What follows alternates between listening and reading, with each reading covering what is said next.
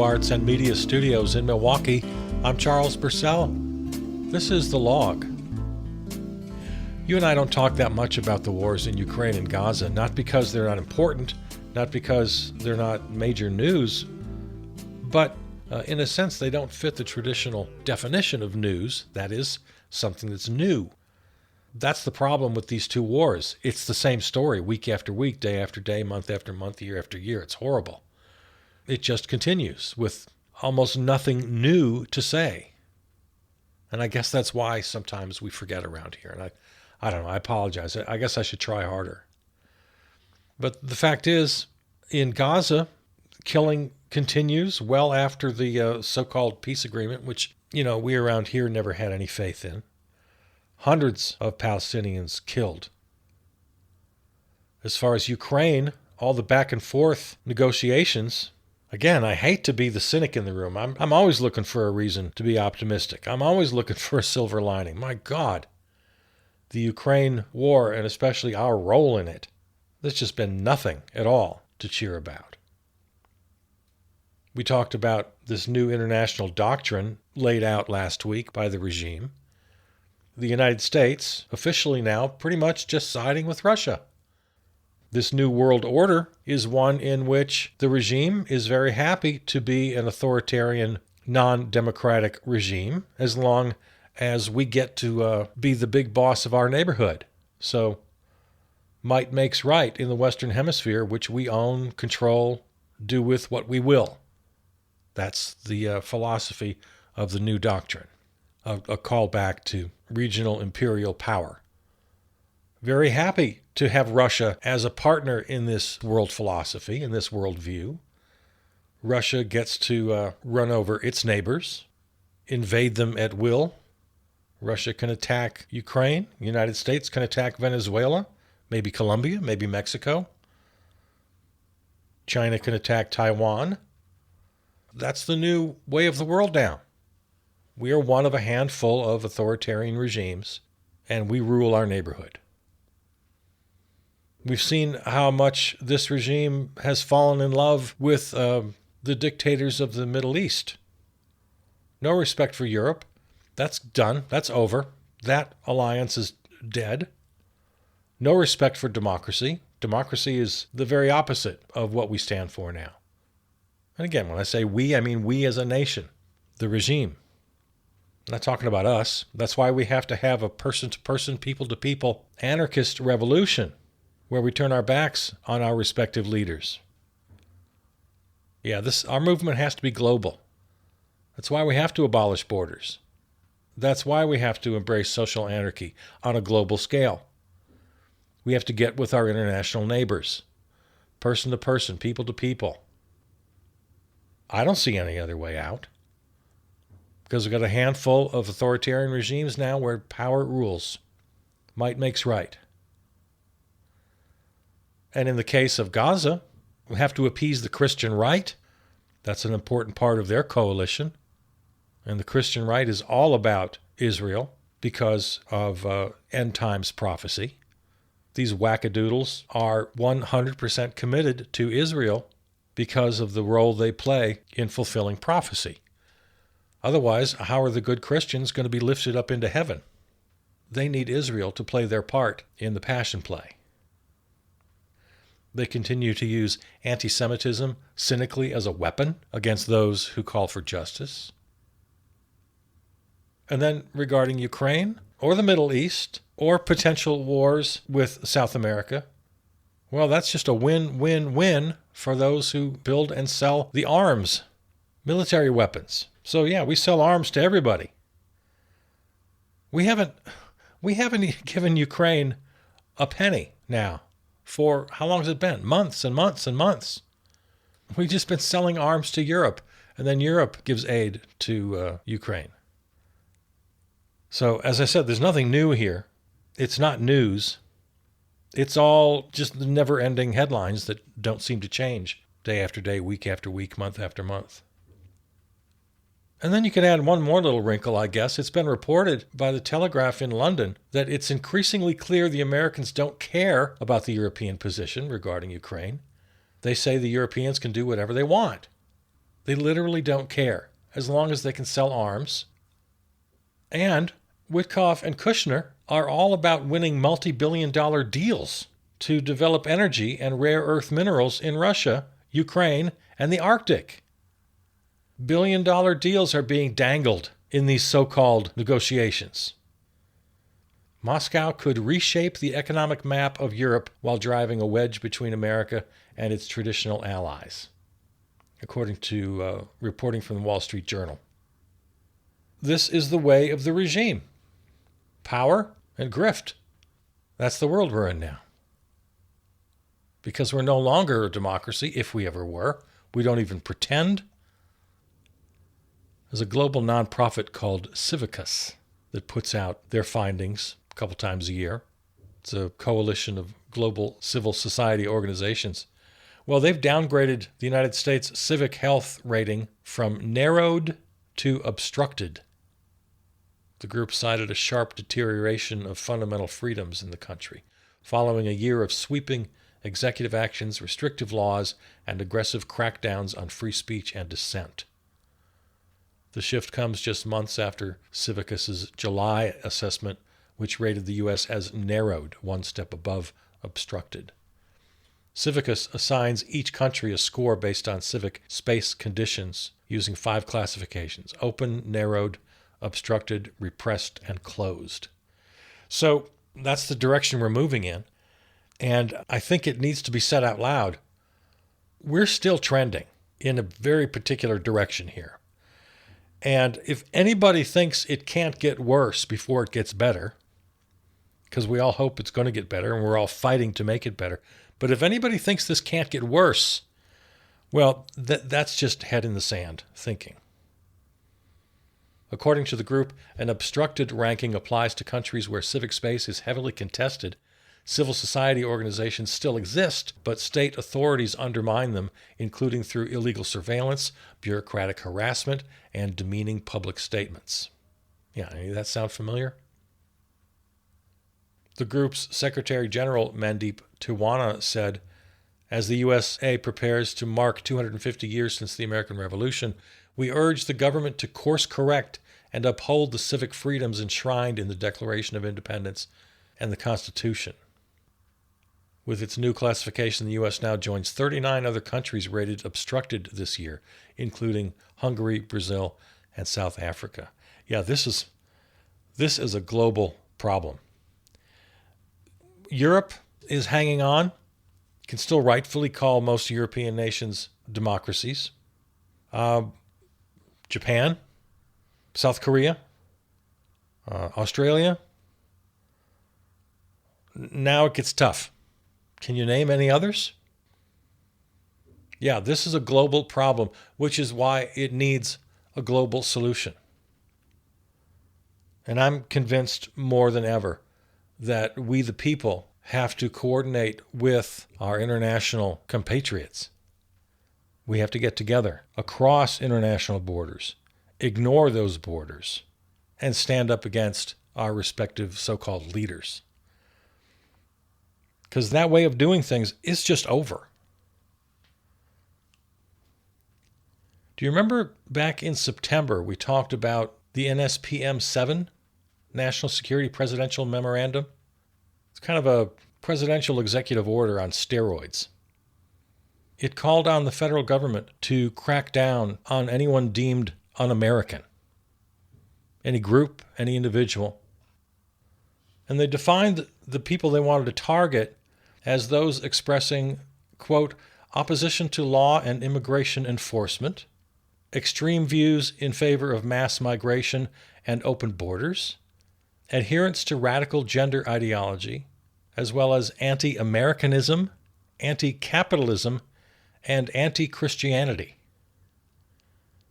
So those are the parameters, and they themselves in the regime decide how to define anti-Americanism. They're the ones who define anti-capitalism. They're the ones who decide which views are extreme regarding borders, migration, gender ideology. And then anyone who takes these views, then they can just label a terrorist. They can arrest them, they can jail them, they can deport them. Well, it's in the news this week because Attorney General Pam Bondi has apparently drafted a memo directing the FBI to, quote, compile a list of groups or entities engaging in acts that may constitute domestic terrorism. I don't know about you, but everything on that list describes me and this program. We oppose the current law and immigration enforcement, the way it's being handled right now. Our views on migration and borders would be considered extreme relative to the regime. Our adherence to gender ideology would be considered radical in comparison to the regime. I'm certainly anti-capitalist. I have been for years, and I've said it proudly, and I've made my case, and I continue every week, every program. I am a proud, avowed anti-capitalist. I'm not anti-Christian in the sense that, if you want to be Christian, more power to you, go ahead. But I disavow all of it. I was raised a Christian, have nothing at all good to say about organized Christianity in this country. So, yeah, in a sense, for me personally, I am anti-Christian. All right, so I guess I'm a terrorist. I guess this program is a vehicle for terrorism, according to the regime. This is what I'm talking about when I say it can get much, much worse, and very likely will get much, much worse until we win, until we beat them, until we defeat them. Yeah. People can and will be arrested. You think it's going to stop with immigrants of color, which is where they started? Racial profiling approved, stamp of approval from the Supreme Court. Oh, well, they'll never take citizens. Well, they blew that up pretty quickly. Yeah, you think they're going to just stop with one group? You don't think they're going to gleefully and enthusiastically shut down local podcasts, advocacy groups? Yeah, this presidential memo has been given teeth. The Attorney General of the United States of America has directed the FBI to compile a list of groups and entities engaging in what they define as domestic terrorism. And their definition of domestic terrorism is basically pulled right from my program description. Me and 1,000 other organizations, podcasts, individuals. This authoritarian regime is real. And just because the regime is so filled with clowns and cranks, I think some of us take it a little too lightly about how much damage they can still do. The Warner Brothers sale is back in the news. We thought that Netflix had a done deal to buy them, but not so fast. Now, Paramount is launching a so-called hostile bid. And not only is it Paramount wants to buy Warner Brothers Discovery, which includes HBO, of course, and CNN and many others. Their little investment partnership includes Jared Kushner, the president's son-in-law. It includes Qatar, United Arab Emirates, Saudi Arabia. Paramount already in league with the authoritarian regime, the Ellison family, father and son. So just another step in the authoritarian playbook, controlling media. Consolidates power, will certainly cost more for consumers. That's the least of the issues with this deal. Opportunities for bribery and corruption throughout this process. Foreign influence in American media. And who gets to decide the winner in this bidding war? The orange meat puppet himself, as directed by Stephen Miller and Russell Vogt and the court of feudal oligarchs.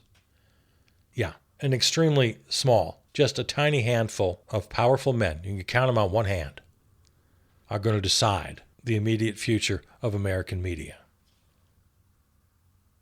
You think a harshly worded letter from Chuck Schumer might help? You think Cory Booker doing a 24-hour filibuster on the Senate floor will put the kibosh on this deal? Maybe Hakeem Jeffries should go sit on the Capitol steps and have a marathon podcast about it. And that'll help. No, there's only one thing powerful enough to stop what's happening. And that's the power of 340 million Americans coming together and absolutely refusing to allow it to happen. If you're paying for a media subscription right now, cancel every subscription you have right now. Cancel your Netflix, cancel your Paramount, cancel your Spotify, cancel them all. You don't need them. Music, media, film, any sort of news or information or entertainment that can be delivered digitally must now and forever be free. And we can make that happen simply by demanding it. We just have to stand up and say so. Because a half a dozen wildly wealthy men have absolutely no power against us. They live and they breathe on the billions of dollars they can throw around, and the power that buys them, that's their life and breath.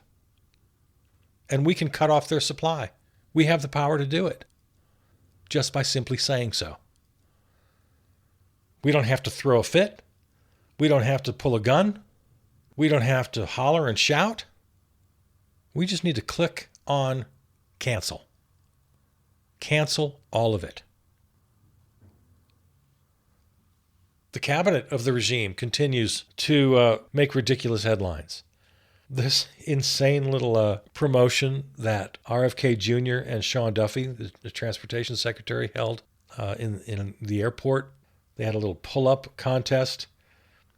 Yeah, Sean Duffy and RFK Jr. think that they can improve airports by having areas where you can work out. They're just... And the funny thing is, they're bragging about these great innovative ideas and using $1 billion. They have $1 billion budget to do this. Never mentioning the fact that they're getting this funding from the Biden administration infrastructure bill law. Kristi Noem, people are thinking maybe she might be the first to go. It's amazing. Nobody's been fired yet. It's been almost a year. But among all the crooks and cranks and clowns, Kristi Noem, the reason they don't like Kristi Noem, mostly it's because she's not moving quickly enough. They want these concentration camps built. They want more arrests, and Kristi Noem's Homeland Security Department is just not moving fast enough on arresting brown people and putting them in concentration camps. She's not meeting her quotas. So Stephen Miller is not happy with Kristi Noem. Yeah, you can be a joke. You can be a crank and a clown and a crook, and you can be everything. You can be incompetent. It doesn't matter. But yeah, I want my 5,000 arrests every day, and I want my concentration camps built. Kristi Noem isn't getting it done. And apparently she's not being cruel enough. Even though we see stories every day, just heard recent reports about so-called alligator Alcatraz, the dismal conditions, literal torture happening. And then these just ridiculous, sad stories like the one from Boston, where there were people literally in line for their ceremony to take the oath of citizenship. They've gone through all the process, and they were literally pulled out of line by ICE and arrested moments before they raised their hand and took their oath.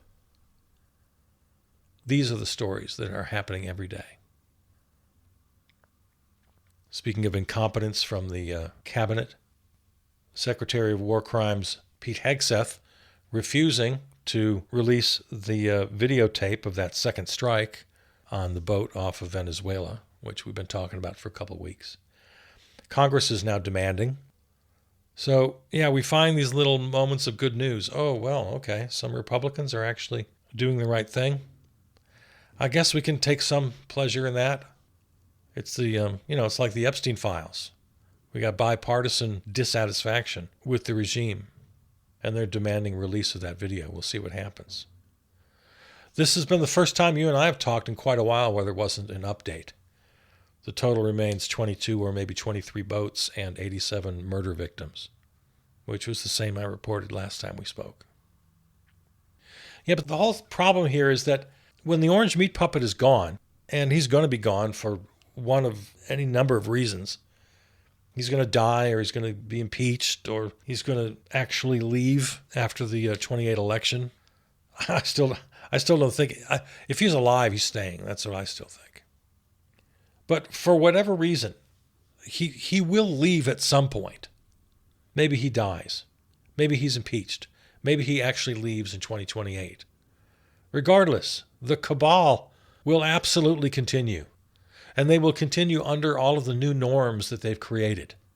The new power structure, both domestic and foreign. Power will remain consolidated. The Supreme Court just this week heard arguments about the so-called unitary executive, and it looks very much like they're once again going to hand him unlimited power. The particulars of this one was his right to fire personnel from so-called independent agencies.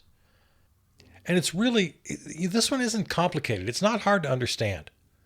Things like the Federal Trade Commission, Federal Election Commission, Federal Communications Commission, these so-called independent agencies were created by Congress.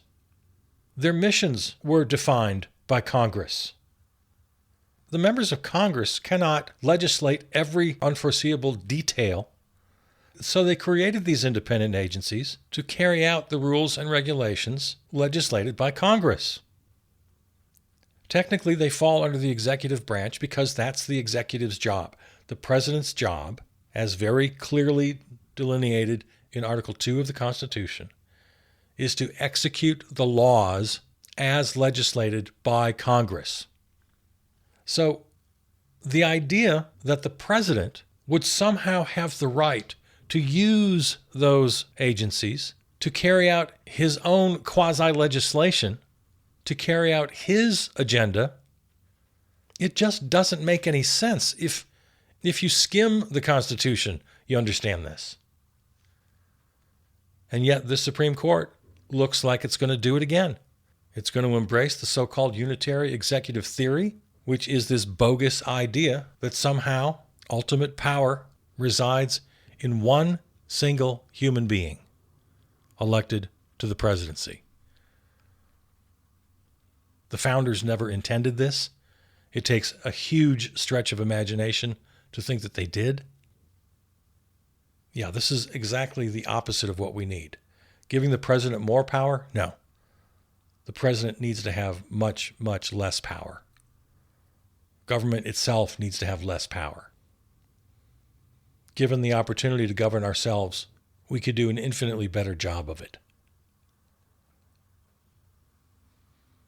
What frightens me most about all of this is that we've all been changed and that there's no going back.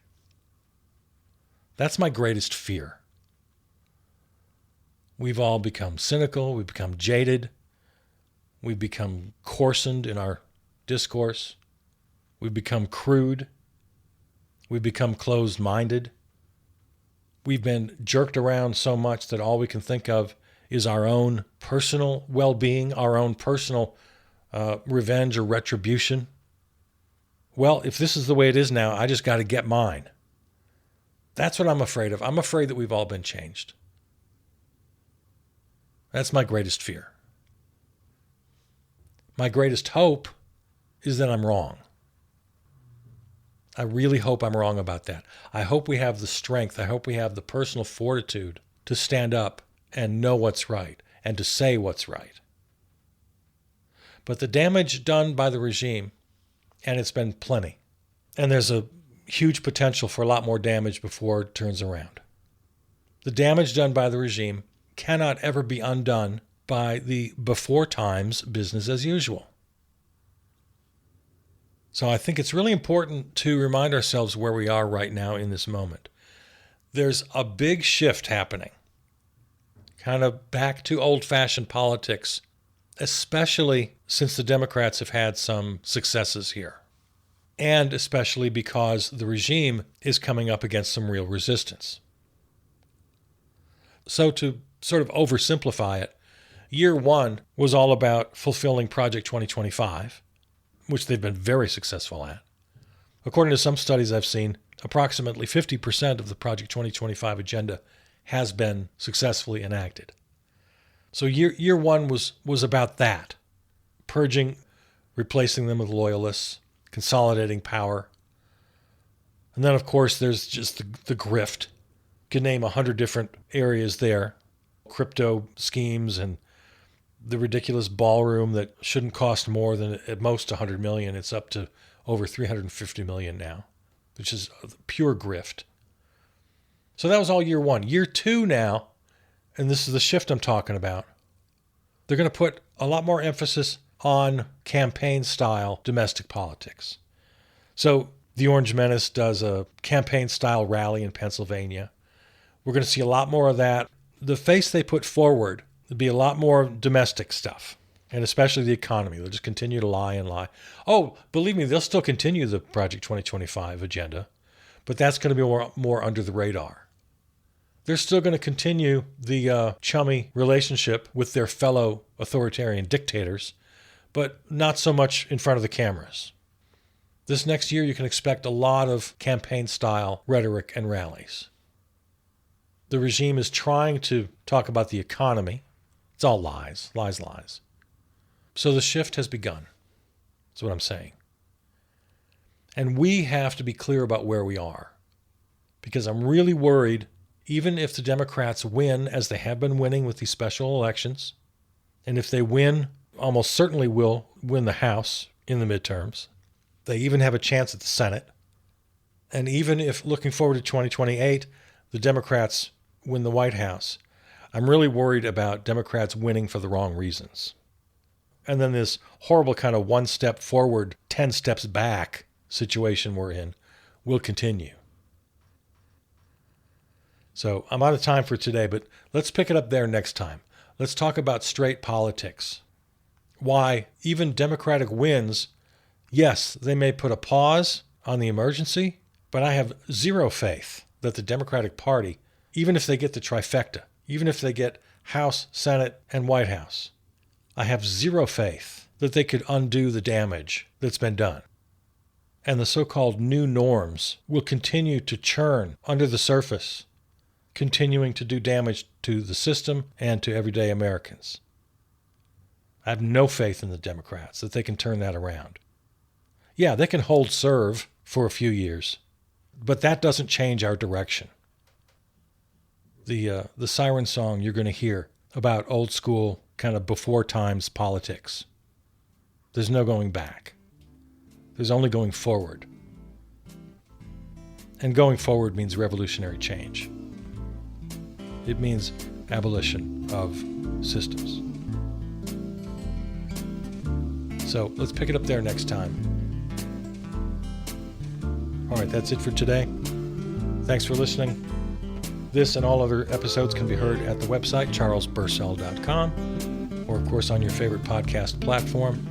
Follow on Substack and Blue Sky. Thanks to our flagship terrestrial station, River West Radio in Milwaukee. Peter Donalds wrote and performed our theme song. All right, I love you. I'll see you out there.